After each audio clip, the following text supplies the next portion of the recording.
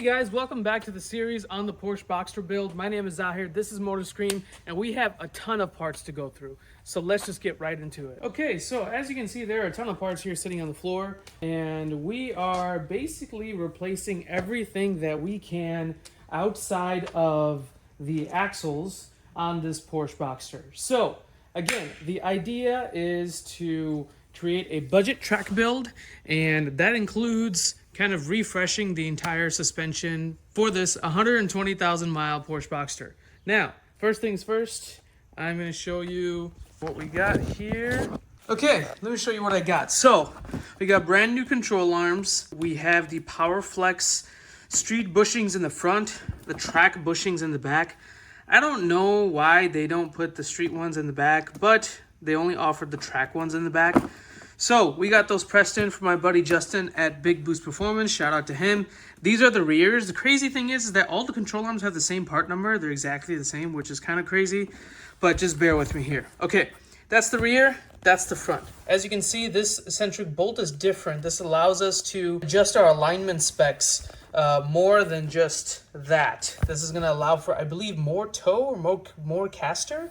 So we are going to get a track alignment done, obviously, once all this stuff is done. So we will find out if that makes a difference. Anyways, that's it for control arms. All four right here. We have the tension arms along with those track bushings from PowerFlex. And so these are going to get replaced. Ooh, nice thing that I wanted to show you guys that I'm excited about is these SPL adjustable sway bar end links. These are going to take all the tension basically off of the sway bar, and that's what the goal for this is to do. When you lower your car, it kind of messes with the geometry, and that is used to make sure the car is super flat. Along with that, we just have some maintenance items here. I got inner and outer tie rods, got the boots, got wheel bearings. We don't know if we're going to need those. I got them just in case. Again, more arms because this Porsche has these tension forks too. So we got an OEM style of those. And then, crazy thing about this car is there's a third one. If I can open it all up. This is another fork looking arm. This was in the diagram. I have no idea if we're going to use it, but we'll see. Now let's get to the exciting stuff. This is the Eibach sway bar kit, and I'm opening this for the first time just like you guys are, so bear with me here. Packaging looks pretty decent, and ooh, look at that, super sick. These are supposed to be as big as the GT3s of this era, which would be the 996. Comes with instruction manuals, hardware kit. Those are the bushings. Cool. So that's going to be sick. Hopefully that's going to stiffen up the car a bunch more. And then the final piece to the puzzle is going to be the ECS Tuning coilovers. Now, this one is kind of controversial. And the reason for that is everyone on the forums do the Bilstein coilovers, or they go super high end to like $4,000 or $5,000 coilovers for their track spec Boxster. But again, the name of the game for this car is budget build. So we went ahead and we talked to the guys at ECS Tuning, and they assured us that these coilovers are great. They have a limited lifetime warranty, and they are supposedly very similar to the BC Racing coilovers. Now, I haven't seen any YouTube videos on this exact set of coilovers, so when we install them, we're definitely going to give them a review. They are height adjustable, obviously, as normal coilovers are, and then you can adjust the camber as well. You can adjust the camber as well, and the dampening on here as well. So I know we're gonna have to make some modifications to, I guess, the strut tower or kind of the opening to make sure that we can adjust these on the fly. But yeah, this is everything that we got here. And we got a lot of work to do. We're at my buddy's place. He has quick checks. I think we're gonna start with getting the control arms and all those arms kind of off. Again, this 120,000 mile car, a ton of rust. I'm expecting broken bolts and we're gonna have to use PV Blaster quite a bit, but let's get to it.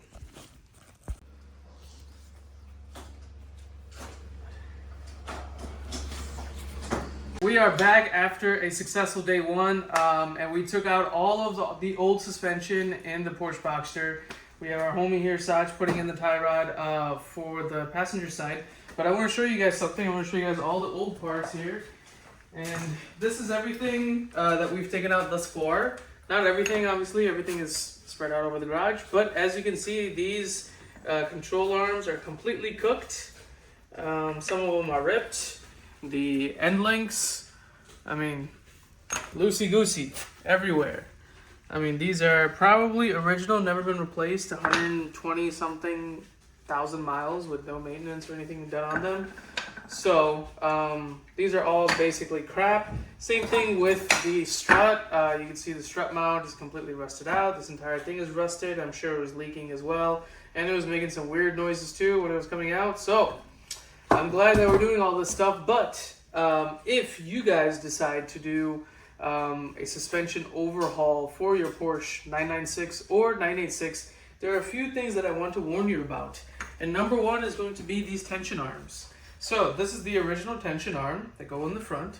Original from Porsche. It has a 996 number, a part number on it, made in Germany. And let me show you guys the new one. So, perfect example right here is if you look at this new one, it's much, much thicker. Way thicker than the old one. And here's a side-by-side comparison. As you can see, the metal is much thicker, which gives us a big problem. We can't use the stock bolts. Now, because we can't use these stock bolts, they're too short, we had to get creative with our solution. So, went to our local hardware store, found some 1/2-inch bolts that are 4 inches long. That did the trick. Obviously, we put washers on each side along with a hex nut. We found this at Home Depot? Yeah. So, if you go to your local Home Depot, you'll be able to find it. Just make sure you get the highest quality ones because you do not want these to break. These are M12 bolts, and they're 1.75 is the thread, I believe. So, if you want to use that, you can. That'd be definitely helpful because I didn't know that, and that is not anywhere on the forums or the groups. And this is a Miley part, which is an OEM replacement, because the OEM is like $400, and the Miley one is much cheaper than that. So, people that go with this, make sure you check your bolts, and if you have to get a longer bolt, it's not a big deal, it's not the end of the world, you can find it at your local parts store. Next thing I want to show you guys is the rear coilovers, or the rear strut, I'm sorry. When you're taking out the old stock strut, we have a problem that we're still trying to solve right now. There's an axle in the way, so you cannot lower this completely without kind of putting your axle boot in danger, because it could stretch and rip.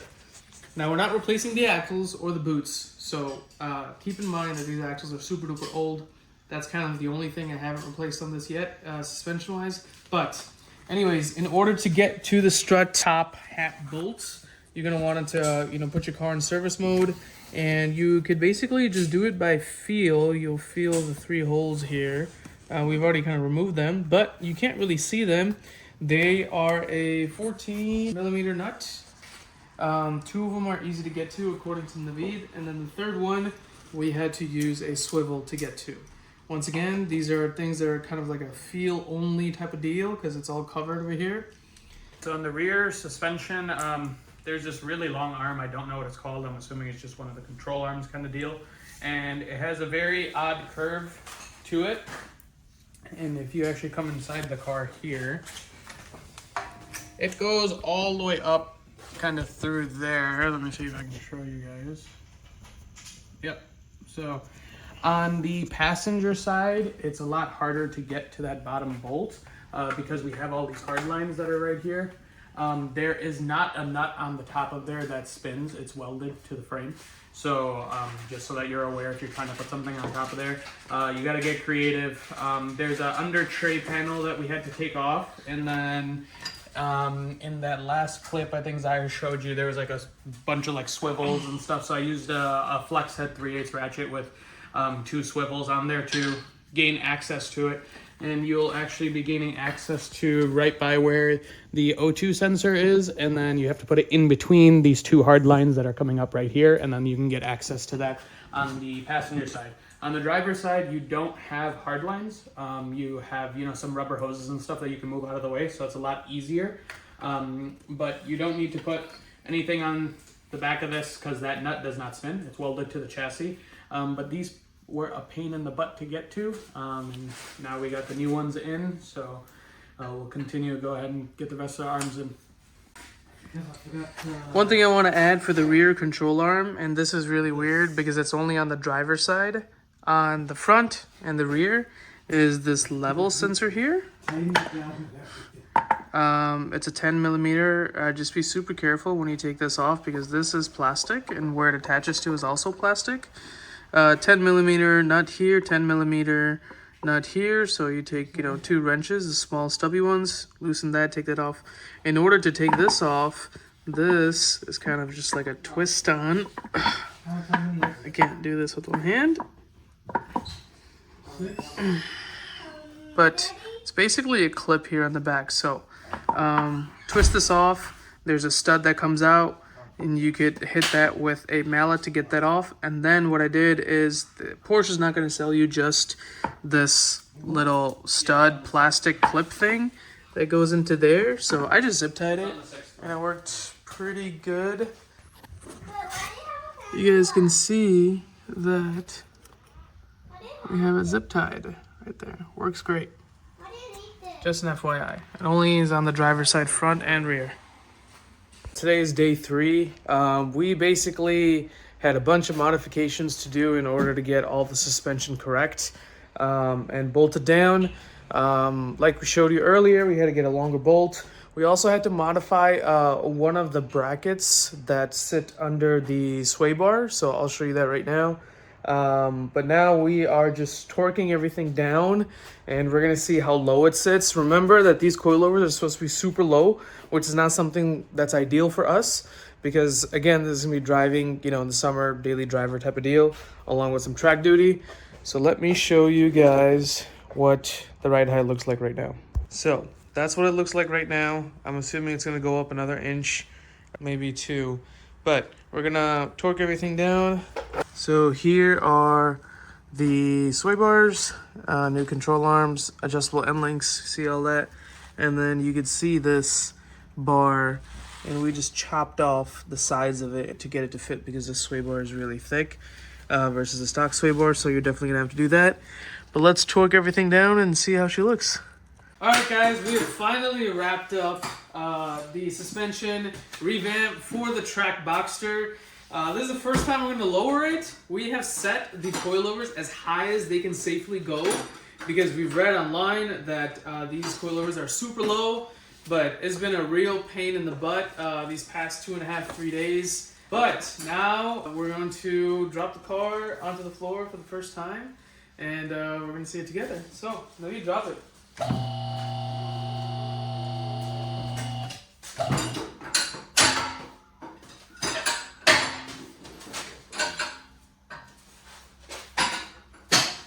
Got that? Yeah. Bismillah!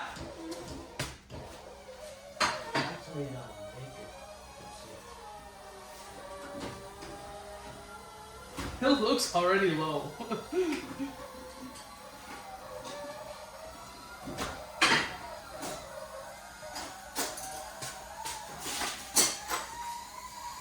Move that line under the tire.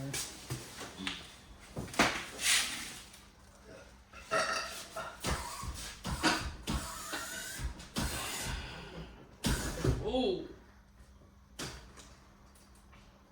Is it all the way down? Yep. Yeah, I think I need those blocks. See if you can move it. Just a little bit. Nope. No. Holy crap, that's low. Oh my god, look at this.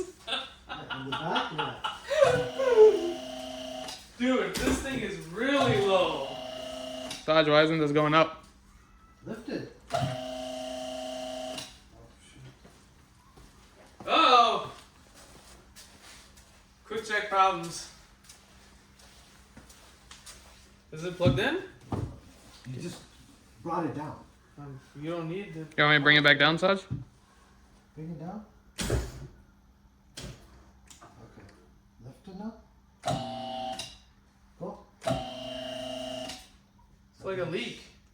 Maybe it's out of fluid. Let me open that. We will be right back. Don't go down. Go down.